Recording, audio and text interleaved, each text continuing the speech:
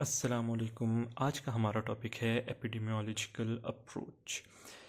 तो epidemiological approach क्या है, कैसे काम करती है, इसको समझने के लिए फ़र्ज़ करें मुझे पता है कि अभी हमने ये चैप्टर स्टार्ट किया, लेकिन फ़र्ज़ करें आप एपिडेमियोलॉजिस्ट बन चुके हैं और फॉर एग्ज़ाम्पल एक शहर है, नाम दे देते हैं न्यूयॉर्क।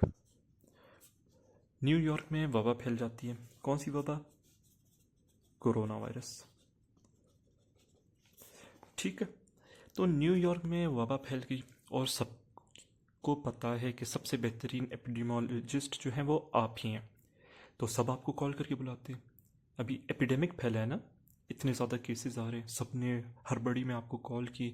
आप भी मोटिवेटेड हैं, सब आपको पसंद भी करते हैं, आप जा रहे हैं शहर में। अभी जो इकदामात आप उठाएंगे एपिडेमिक को इन्वेस्टिगेट करने के लिए, वो हमारी क्या होगी? एपिडेमियोलॉजिकल अप्रोच होगी। तो इसमें क्या क्या करना है? सबसे पहले आप किसी एरिया में जाएंगे, आपने सबसे पहले दो फेजेस पे अपने काम करने हैं। पहला फेज क्या होगा? Asking question.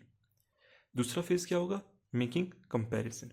अभी आस्किंग क्वेश्चन में दो तरह के आप सवाल पूछ सकते हैं उन लोगों से जिनके दरमियान वबा फैल चुकी है। सबसे पहला क्वेश्चन क्या होगा? Group of question. सबसे पहला ग्रुप ऑफ क्वेश्चन होगा रिलेटेड टू हेल्थ इवेंट। दूसरा रिलेटेड टू हेल्थ एक्शन होगा। दूसरे ग्रुप ऑफ क्वेश्चन।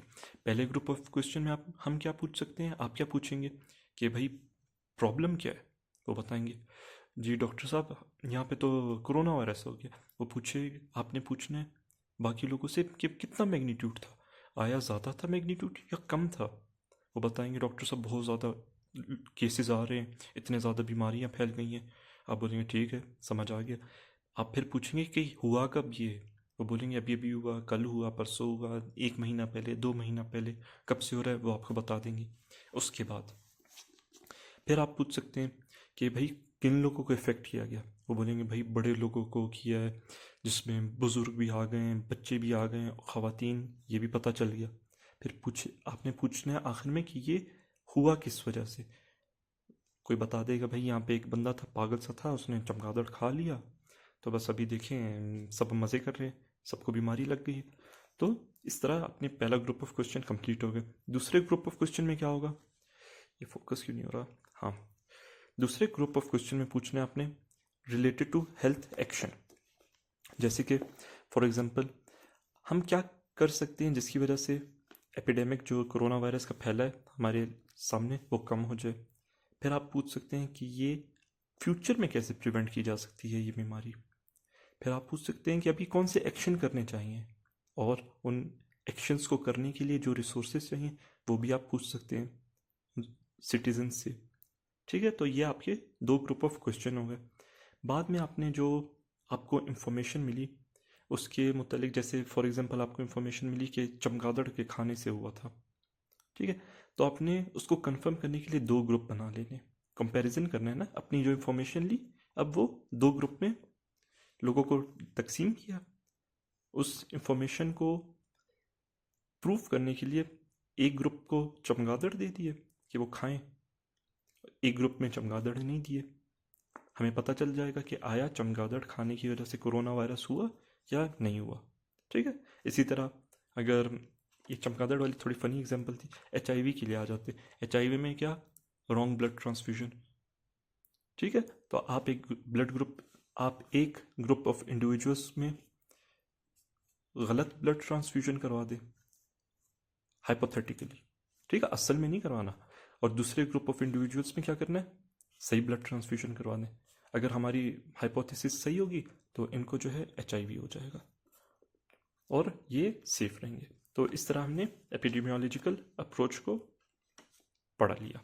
ठीक है, नेक्स्ट हम आ जाते हैं टूल्स ऑफ मेजरमेंट, मतलब एपिडेमियोलॉजी में कौन कौन से टूल्स यूज़ होंगे। इसमें तीन तरह के टूल्स यूज़ होते हैं। पहला टूल रेट, दूसरा टूल रेशो, तीसरा टूल प्रोपोर्शन। अब ये क्या क्या है? सबसे पहले हम आ जाते हैं किस पे? रेट पे। अब रेट का बताता है कि क्या है ये रेट। बुक में बताया जाता है, इसको थोड़ा इस तरफ करें और ये आ गया हमारा। अच्छा, तो रेट क्या है? रेट डिस्क्राइब करता है कि एक इवेंट एक पॉपुलेशन में कितनी दफ़ा हुई, हाउ मैनी टाइम्स। ये क्या हुआ? रेट हो गया। रेट बताता है कि एक इवेंट एक स्पेसिफिक पॉपुलेशन में कितनी दफ़ा हो। जैसे for example death rate specific population ले लें पाकिस्तान की, तो उसमें कितनी दफ़ा डेथ हुई टोटल पॉपुलेशन में। जैसे फॉर एग्जांपल 10 दफ़ा डेथ हुई, टोटल पॉपुलेशन कितनी है पाकिस्तान की? 1000। तो ये हमारे पास डेथ रेट हो गया। फिर इसी तरह एक और एग्जांपल, HIV कितनी दफ़ा हुआ इंडिविजुअल्स को? 10 दफ़ा हुआ। टोटल पॉपुलेशन कितनी? इस दफ़ा 10,000 ले लेते हैं इंडिविजुअल्स को, 10 दफ़ा क्या हुआ? HIV हो गया। तो ये हमारे पास रेट हुआ। अच्छा, अब रेट के लिए ना कुछ स्पेसिफिक एलिमेंट्स लाजमी चाहिए होंगे। कौन कौन से? सबसे पहले न्यूमरेटर। न्यूमरेटर वही मैथ्स वाला, ऊपर वाली वैल्यू न्यूमरेटर हो गई। दूसरा कौन सा? डिनोमिनेटर। डिनोमिनेटर कौन सा? नीचे वाली। अच्छा, अब डिनोमिनेटर जो है वो दो तरह के होते हैं, दो चीज़ों पे बेस्ड हो सकते हैं, दो टाइप्स के। First type on the basis of population, second type on the basis of events. Example से बताता हूँ। देखें, पॉपुलेशन में के बेस्ड कैसा डिनोमिनेटर होगा। फॉर एग्जांपल हम चाइना की पॉपुलेशन ले लेते हैं। चाइना की पॉपुलेशन है टोटल 10,000। अब चाइनीज़ पॉपुलेशन में डेथ कितनी दफ़ा हुई? 100 दफ़ा हुई, 10,000। तो denominator on the basis of whole population ये आ गया कि इसमें हमने डिनोमिनेटर होल पॉपुलेशन को सेलेक्ट किया। अच्छा, इसके कंपैरिजन में इवेंट्स का डिनोमिनेटर क्या कैसे होता है? फॉर एग्जांपल चाइनीज़ की पॉपुलेशन कितनी थी जिनको कोरोना वायरस हुआ? Corona virus affected Chinese population, ठीक है। ये फॉर एग्जांपल हमारे पास होती है 20 दाने, लेकिन इन्हीं पॉपुलेशन में हमारे पास चाइनीज़ की पॉपुलेशन जिनमें कोरोना वायरस हुआ, इन्हीं पॉपुलेशन में हमारे पास हम उनको सेलेक्ट करेंगे, आइडेंटिफाई करना है जिनमें कॉम्प्लिकेशंस हमें देखने को मिली। फॉर एग्जांपल 20 में से हमें कॉम्प्लिकेशन देखने को मिली 3 लोगों में। तो ये क्या हुआ? 3 अफराद थे जिनमें कॉम्प्लिकेशन देखने को मिली और 20 वो थे जिनको कोरोना वायरस हुआ था। तो कोरोना वायरस यहाँ पे क्या हुआ? इवेंट हुआ। और यहाँ पे हमने corona virus as an event denominator use किया, ठीक है। एक और एग्जांपल ले लेते हैं। फॉर एग्जांपल HIV के लेते हैं। अब देखें HIV कितने लोगों को हुआ? HIV इन पाकिस्तान कितने लोगों का हुआ? 1000 लोगों को हो गया। उनमें से HIV की वजह से कॉम्प्लिकेशन कितने लोगों को हुई? फॉर एग्जांपल 10 लोगों को हुई। तो यहाँ पे अगर हमने HIV इफेक्टेड रेट निकालना होगा तो हम क्या यूज़ करेंगे?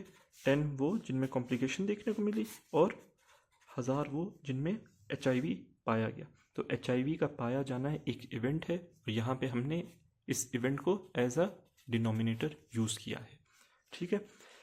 तीसरा एलिमेंट, पहला एलिमेंट कौन सा हुआ? न्यूमरेटर ऊपर वाला। सेकंड कौन सा हुआ? डिनोमिनेटर नीचे वाला। तीसरा कौन सा एलिमेंट है? तीसरा एलिमेंट है टाइम स्पेसिफिकेशन। अब देखिए ना, जब से एपिडेमियोलॉजी स्टार्ट हुई है तब से हम स्टडीज़ करते आ रहे हैं। हर साल में इतनी स्टडीज़ हो रही हैं, हमें पता होना चाहिए ना कि किस साल में कौन सी बीमारी आई। जैसे फॉर एग्जांपल 2019 में कोरोना वायरस आया था, उसके मुतालिक स्टडी की गई। 1926 में फॉर एग्जांपल फ्लू फैला था एपिडेमिक में, उसकी स्टडी की गई।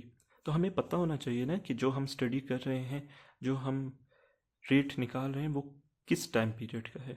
तो इस वजह से time period is also very important. फिर चौथे पर आ जाते हैं। अब चौथा क्या है एलिमेंट, चौथा भी बहुत इंपॉर्टेंट है, एंड दैट इज मल्टीप्लायर। अब मल्टीप्लायर क्यों इंपॉर्टेंट है? देखिए मल्टीप्लायर इस वजह से इंपॉर्टेंट है, देखिए अब चाइना की पॉपुलेशन कितनी होगी?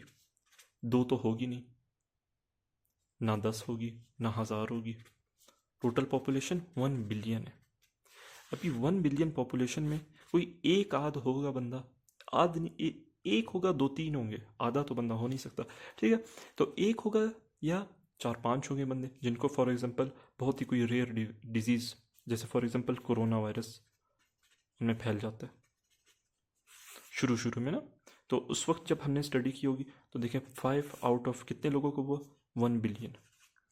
अभी हम आंसर निकालेंगे तो पता नहीं कितने 0 0 0 0 0, तो ये वैल्यू क्या यूज़ कर पाएंगे हम डॉक्यूमेंटेशन में, अपनी स्टडीज़ में, कैलकुलेशन में?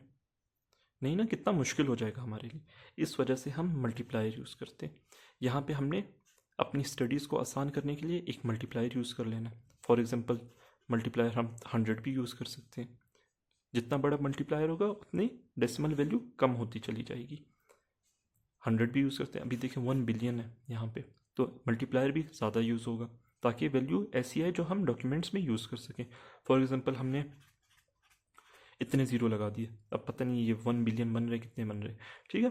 तो हमारा मकसद पूरा हुआ और हमें आंसर सिंपल वैल्यूज़ में लाइक 0.5 मिल गया या 5 ही मिल गया, ठीक है? तो इस वैल्यू को यूज़ करना कैलकुलेशन में, डॉक्यूमेंटेशन में ज़्यादा इजी होगा एज़ कम्पेयर टू इतने ज़्यादा ज़ीरोज़ के, ठीक? इस वजह से हम मल्टीप्लायर यूज़ करते हैं। नेक्स्ट हम आ जाते हैं, लिखते हैं रेशो की तरफ। Second tool of measurement is ratio. अब रेशो क्या है, आसान अल्फाज में समझाता हूँ, बुक में थोड़ा मुश्किल लिखे हुए। एक के मुकाबले में दूसरे की वैल्यू कितनी है, that is ratio. For example book में एग्जाम्पल लिखी हुई है WBC बाय RBC, वैल्यू कितनी है? WBC 1, RBC 100, ये रेशो हो गया। सिंपल जाएं, सिंपल जैसे कि गर्ल्स और बॉयज़, पूरी दुनिया में कितने? गर्ल्स 2 हैं, बॉयज़ 1 है, ठीक है? एक के मुकाबले में दूसरी क्वांटिटी कैसे प्रेजेंट कर रही है, that is called as ratio.